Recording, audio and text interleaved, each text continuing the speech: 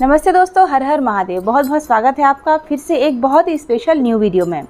दोस्तों ये वीडियो होने जा रहा है हरियाली तीज स्पेशल वीडियो। तो हरियाली तीज में किस तरह से पूजन किया जाता है, खास करके लड़कियां इस पूजन को किस तरह से करें, कुंवारी लड़कियां इस पूजन को किस तरह से करें, यही मैं आपसे इस वीडियो में शेयर करने जा रही हूँ। एक रिक्वेस्टेड वीडियो है, अगर वो बिटिया देख रही होगी तो उसको बहुत पसंद आएगा, वीडियो उसके लिए यूज़फुल होगा। तो चलिए दोस्तों वीडियो को शुरू करते हैं। हरियाली तीज को शिव जी और माता पार्वती की पूजा की जाती है। सुहागिनें सज धज कर, मेहंदी वगैरह लगाकर, 16 श्रृंगार करके, महावर वगैरह लगाकर इस पूजा को करती हैं। आप सभी जानते ही हैं, माता पार्वती ने कठोर तपस्या की थी शिव जी को पाने के लिए, और शिव जी ने उनकी तपस्या से प्रसन्न होकर पत्नी रूप में उनको वरण किया था। तो सुहागिनें अखंड सौभाग्य के लिए और कुमारी कन्याएं मन भावन वर के लिए इस व्रत को करती हैं। तो इस साल यानी कि 2024 में यह व्रत किया जाएगा 7 अगस्त को। तो 7 अगस्त के दिन कुमारी कन्या या महिलाएं जो भी इस व्रत को करें, उनको सुबह सुबह ही स्नान करने के बाद व्रत का संकल्प भगवान के सामने ले लेना है। सुहागिनें इस व्रत को किस तरह से करती हैं, यह मैं आपको अगली वीडियो में बताऊंगी। इस वीडियो में हम बात करेंगे कि कुमारी कन्या इस व्रत को किस तरह से कर सकती हैं। तो यह व्रत जो होता है ये निर्जला किया जाता है। इसको सुहागिनों के साथ साथ कुमारी कन्याएं भी करती हैं। अगर इस व्रत को जो लोग निर्जला नहीं कर सकते हैं, वो लोग इस व्रत को पानी पीकर, चाय पीकर, दूध लेकर और फलाहार करके भी कर लेते हैं। नमक का प्रयोग नहीं किया जाता है व्रत में, लेकिन दूध, चाय, पानी और फ्रूट्स लेकर इस व्रत को किया जा सकता है। इस व्रत में सुबह के समय ही पूजा की जाती है शिव जी और पार्वती जी की।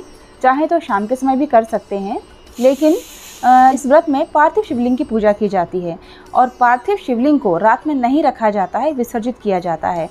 इस व्रत में सुबह के समय पूजा कर ली जाए तो ज़्यादा अच्छा है, वैसे शाम के समय भी कर सकते हैं, लेकिन इस व्रत में पार्थिव शिवलिंग बनाकर पार्थिव शिवलिंग की पूजा की जाती है। शिवलिंग आप बालू से बना सकते हैं या फिर काली मिट्टी से भी बना सकते हैं। तो जब हम पार्थिव शिवलिंग की पूजा करते हैं तो उसको रात में ही विसर्जित कर देना चाहिए, ज़्यादा अंधेरा होने से पहले। रात्रि में शिवलिंग को नहीं रखा जाता है। पार्थिव शिवलिंग को सिर्फ हरतालिका तीज और शिवरात्रि में ही रात्रि में रखा जाता है, सुबह के समय विसर्जन किया जाता है। इसलिए अगर हो सके तो हरियाली तीज पर सुबह के समय ही पूजन कर लेना चाहिए। बालू के शिवलिंग कैसे बनाएं, काली मिट्टी से शिवलिंग कैसे बनाएं, इसके वीडियो मेरे चैनल पर ऑलरेडी अपलोड है, आप चाहें तो देख सकते हैं।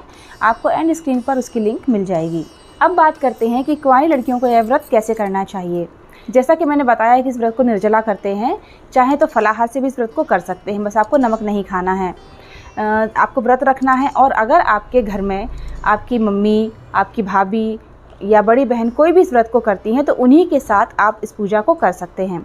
ऐसा नहीं है कि आप अगर पूजा करेंगे तो आपको अलग से कोई पटिया लगाना है या अलग से आपको पूजा करना है।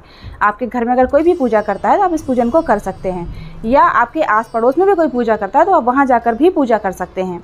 क्योंकि एक बार अगर हम कोई पटिया रख लेते हैं घर में, कोई चौकी बिछा लेते हैं किसी तीज त्यौहार की, किसी पूजा की, तो वो हमको हर साल करनी होती है।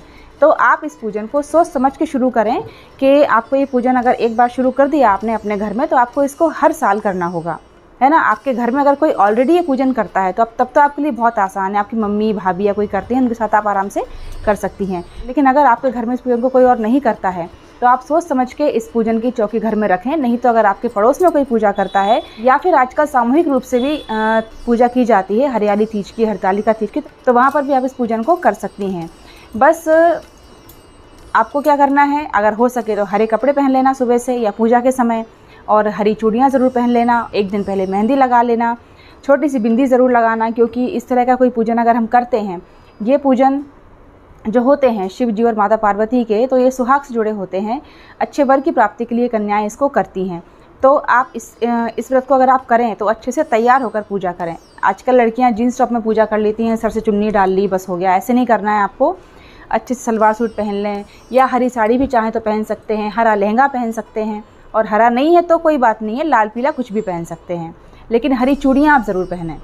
तो बस इस तरह से आपको रेडी होना है, और आपके घर में या आस पड़ोस में कहीं इस पूजा होती है ये वाली, तो आपको उनके साथ इस पूजन को कर लेना है।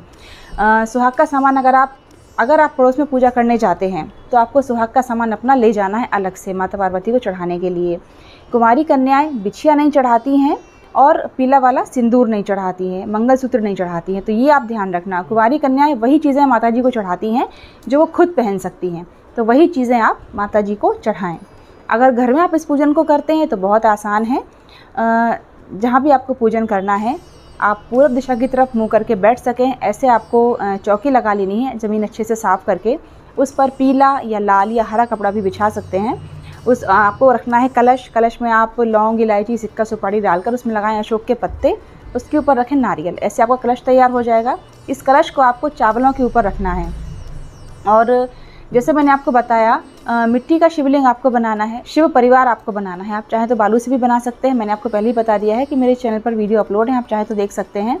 और अगर आपसे प्रतिमाएँ नहीं बनती हैं तो आप 3 गोल पिंडियाँ भी बना सकते हैं, ठीक है। और आप चाहें तो शिव जी और माता पार्वती की फ़ोटो भी रख सकते हैं पीछे, और आगे आप मिट्टी से बने हुए शिवलिंग वगैरह रख लीजिए।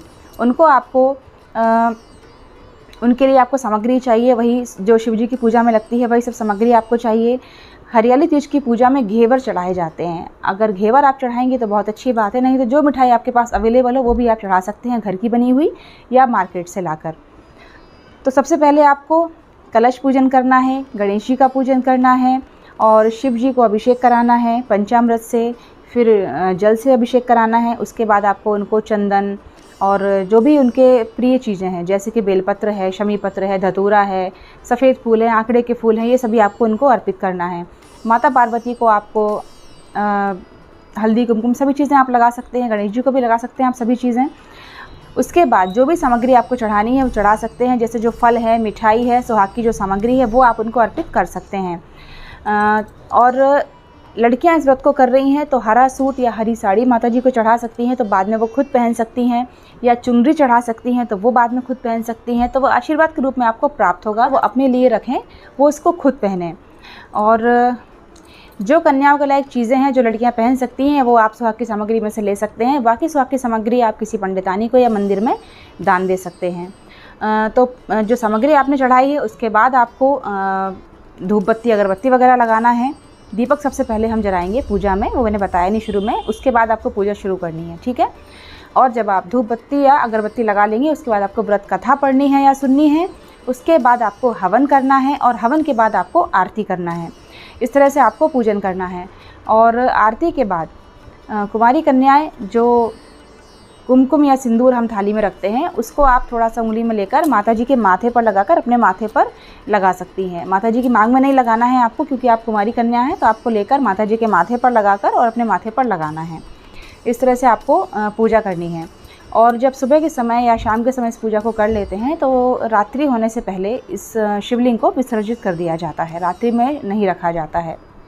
हरतालिका तीज और हरियाली तीज की पूजा काफ़ी कुछ एक सी है, बहुत ज़्यादा एक सी है, लेकिन हरतालिका तीज में फुलेरा लगाया जाता है, हरियाली तीज में फुलेरा नहीं लगाया जाता है, इस बात का आप ध्यान रखना बस। और हरतालिका तीज की पूजा रात्रि को स्पेशल मानी जाती है और रात्रि जागरण किया जाता है। रात में शिवलिंग घर में रखे जाते हैं, लेकिन हरियाली तीज में ऐसा नहीं किया जाता है।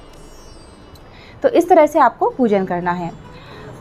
ये सावन की तीज है, इसलिए इसमें झूला झूलने का बहुत महत्व होता है। कुमारी कन्याएं अकेले झूला झूलें और जो शादीशुदा हैं, जो महिलाएं हैं, वो अपने हस्बैंड के साथ भी झूला झूल सकती हैं।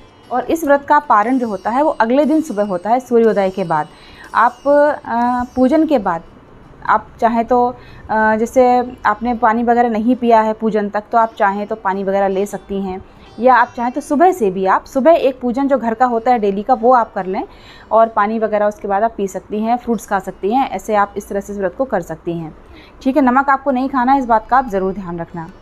और अगर आप पड़ोस में पूजा करने जाएं तो जो आपकी चढ़ाई हुई सामग्री है उसमें से आपको जो चाहिए अगले दिन वो आप घर वापस ला सकती हैं। और जो सामग्री आप वहाँ पर छोड़ आती हैं, तो जिनके घर में पूजा होती है उनका ये कर्तव्य होता है कि वो सारी सामग्री पंडित जी को भिजवा दें या सुहागिनों में बांट दें। तो वो ऑटोमेटिकली जो पूजा करवाते हैं अपने घर में, सभी लोग ऐसा करते हैं, क्योंकि हमारे घर में भी हरतालिका तीज की पूजा होती है तो हम भी ऐसा ही करते हैं। तो उम्मीद करती हूँ कि जिन्होंने भी रिक्वेस्ट किया था या जो भी लड़कियाँ इस वीडियो को सुन रही हैं उनको ज़रूर समझ में आ गया होगा कि व्रत कैसे करना है। अगर कोई चीज़ मुझसे छूट गई है बताने में तो आप मुझे बताइएगा, तो मैं आपको कमेंट बॉक्स में आंसर दे दूँगी, ठीक है। इस वीडियो को यहीं पर एंड करने जा रही हूँ, फिर मिलते हैं नेक्स्ट वीडियो में। हर हर महादेव, जय माता दी।